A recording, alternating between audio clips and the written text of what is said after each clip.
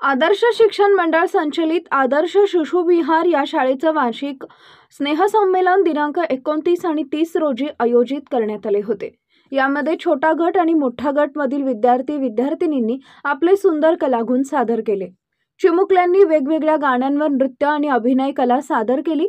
विशेष म्हणजे या स्नेह संमेलनातील सर्व गाणी ही रेकॉर्डवर वाजवतात। शाळेतील शिक्षकांनी वाद्यवृंदांसह स्वतः गाऊन त्यावर विद्यार्थ्यांनी कला सादर केली।